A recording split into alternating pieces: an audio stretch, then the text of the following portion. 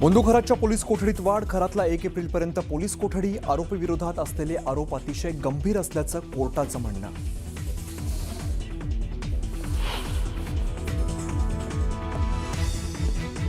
दीपक केसरकर आणि अशोक खरात यांच्यासोबत फोटोत असलेला नामकरण आवारे कोण? सुषमा अंधारेंचा सवाल. तर खरातकडे जाणाऱ्या 39 नावांचा भांडाफोड करा, दीपक केसरकरांना आव्हान.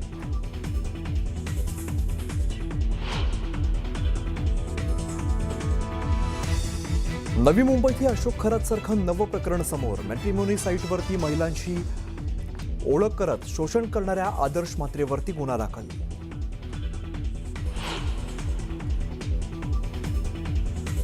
गॅस एजन्सीच्या बाहेरच्या रांगेतल्या अकोल्यातील शंकरराव शिरसाटांचा चक्कर आल्यामुळे मृत्यू. तर गॅस सिलेंडर तुटवड्याचा हा पहिला बळी असल्याची प्रकाश आंबेडकरांची टीका.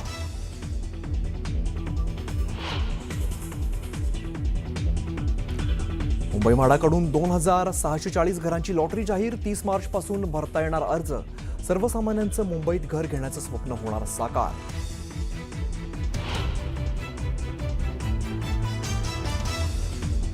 गडचिरोली चामोर्शी मार्गावरती कार आणि ट्रॅव्हल्सचा भीषण अपघात. 6 जणांचा मृत्यू तर 5 जण गंभीर जखमी. मृतांचा आकडा वाढण्याची शक्यता.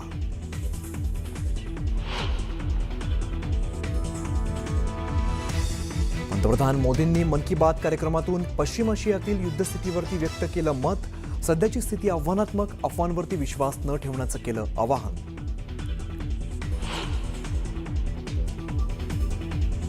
इराणनं शस्त्रसंधीसाठी ठेवली नवीन अट. स्ट्रेट ऑफ हॉर्मुझवरती पूर्ण नियंत्रण मान्य करा. तसंच इथून जाणाऱ्या जहाजांकडून कर वसूल करण्यास परवानगी देण्याची मागणी.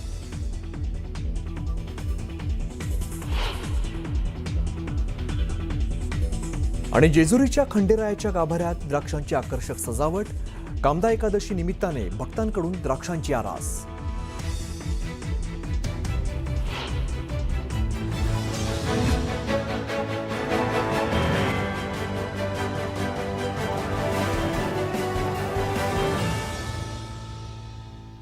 दिवसभराच्या बातम्यांमध्ये सगळ्यांचं स्वागत. नमस्कार, मी अमित कत्रे. तू खूप सुंदर दिसतेस. तुझ्या क्षमतांची तुझे पती आणि तुझ्या जवळच्या लोकांना जाणीव नाही असं सांगत बोंदू खरात महिलांना आपल्या विकृतीच्या जाळ्यात ओढत होता. 10वी नापास असलेला अशोक खरात अभ्यासामध्ये हुशार नसला तरी त्याला मानसशास्त्राचा गैरवापर करता येत होता. तो महिलांच्या अडीअडचणी जाणून घेत त्यांच्याशी गोड बोलून त्यांच्या भावनांना हात घालत होता. भावनिक पातळीवरती जवळीक साधून तो महिलांना आपल्या जाळ्यात ओढायचा. याच मोडस ऑपरेंडीतून त्याने आजवर शेकडो महिलांचं लैंगिक शोषण केल्याचा आरोप आहे. विरोध करणाऱ्या महिलांना जीवे मारण्याची धमकी किंवा संसार उद्ध्वस्त करण्याची धमकी सुद्धा तो देत होता. दरम्यान विकृत खरात महिलांना आपल्या जाळ्यात कसं ओढत होता आपण जाणून घेऊया. तर गरजू, मानसिकदृष्ट्या खचलेल्या, अडचणीत सापडलेल्या महिलांचं तो शोषण करत होता. तर महिलांच्या अडीअडचणी तो जाणून घेत होता. तो संवाद साधत होता, त्यांना प्रश्न विचारत होता आणि अडीअडचणी जाणून घेत होता. इतिहासातील घटनांवरती तो भावनिक संवाद साधत होता. पूर्वी काय घडलंय याचे दाखले देत तो भावनिक संवाद साधायचा. महिलेची स्तुती करायचा. कसा तुम्ही चांगले आहात, तुम्हाला कसं घरातले ओळखत नाही तो सांगत होता. तू खूप सुंदर आहेस, तुझा पती तुला समजून घेण्यास कमी पडतो असं तो भावनिक बोलत होता. त्यानंतर तुझी खरी क्षमता कुटुंबियांना ओळखता आलेली नाही असं सुद्धा तो भावनिक बोलत होता. या सगळ्या भावनिक संवादामधून महिलेला मानसशास्त्रीय जाळ्यात तो ओढत होता. अडचणी दूर करतो सांगून पेयामधून तो गुंगीचा औषध द्यायचा आणि ऊर्जा हस्तांतरणाच्या नावाखाली तो लैंगिक शोषण करत होता. बघा कशा पद्धतीने हा लैंगिक शोषण करत होता. विरोध केल्यास प्रकोप होईल आणि मृत्यूची भीती सुद्धा तो घालत होता. दैवी शक्तींना संसार उद्ध्वस्त करण्याची तो धमकी देत होता. लोकांची माहिती काढणं, त्यांना योग्य वेळी गाठणं नियोजन करून आणि नंतर त्या काढलेली माहिती त्यांच्या मनावर प्रभाव पाडेल अशा प्रकारे त्यांच्या समोर मांडणं, एवढंच तो करत होता. त्यामुळे हे लक्षात ठेवलं पाहिजे की माइंड रिडिंग हे कोणतंही शास्त्र नाही. माइंड रिडिंग ही कोणतीही सिद्धी नाही. माइंड रिडिंग ही एक कला आहे. त्यामुळे अशा प्रकारे आपल्यावर प्रभाव टाकू इच्छिणाऱ्या कोणत्याही व्यक्तीवर विश्वास ठेवू नये. त्याला गंमत म्हणून बघितलं पाहिजे. तर बंधुबाबा अशोक खरात याच्या अघोरी कृत्यांचा आणि आर्थिक व्यवहारांचा तपास करणाऱ्या SITने आता आपला मोर्चा जो आहे तो खरातशी संबंधित संस्थांकडे वळवलेला आहे. खरातच्या शिवनिका संस्थेचे सर्व व्यवहार SITच्या रडारवरती आलेत आणि राज्य महिला आयोगाच्या माजी अध्यक्षा रुपाली चाकणकर यांना सुद्धा चौकशीसाठी समन्स बजावल्याची माहिती सूत्रांकडून मिळते. त्यामुळे अशोक खरात व्यतिरिक्त या प्रकरणी पहिल्यांदाच राजकीय व्यक्तीची चौकशी होण्याची शक्यता आहे. भोंदू खरात प्रकरणी SITचा कसून तपास.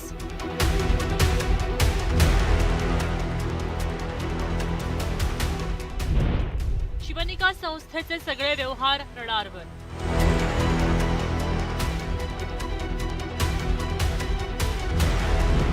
रुपाली चाकणकरांनाही SITकडनं समन्स.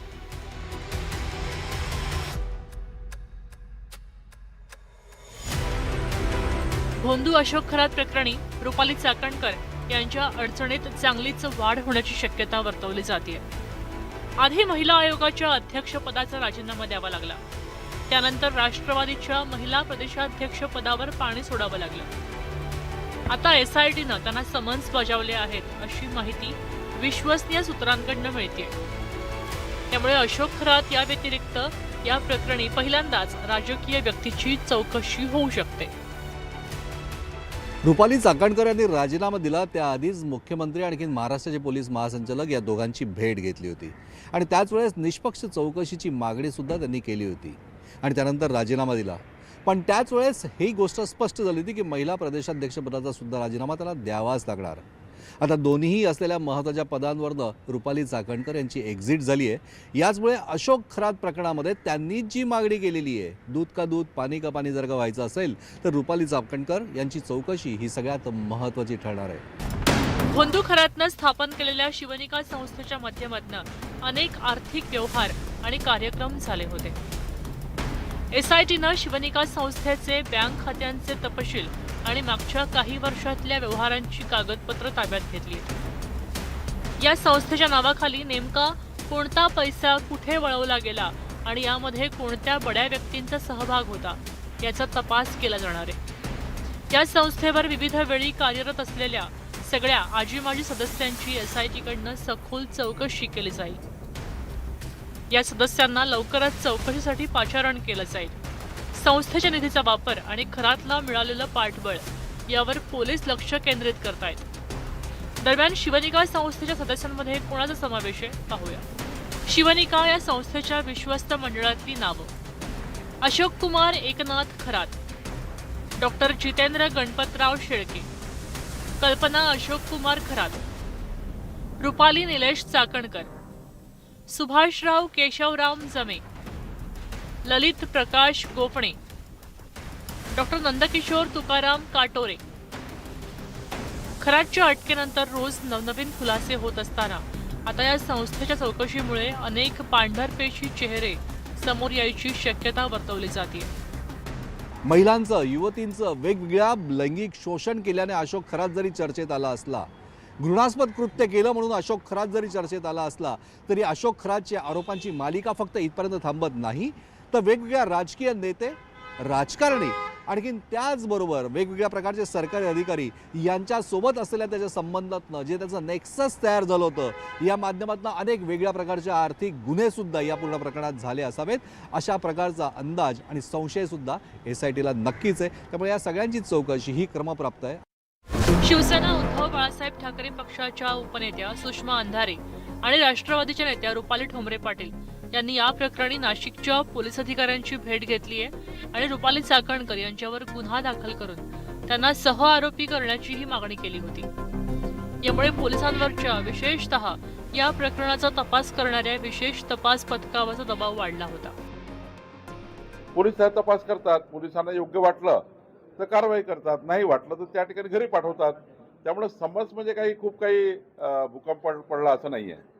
समन्स सर्वांनाच येत राहतात. त्यामुळे समन्सवर काय कारवाई होईल त्यामध्ये त्यांच्या बयानामध्ये, त्यांच्या पोलिसांच्या चर्चेमध्ये, पोलीस जेव्हा बयान घेतील किंवा जे काही पुढच्या काळात त्या केसमध्ये तथ्य समोर येतील त्यावर पुढची कारवाई होत असतं.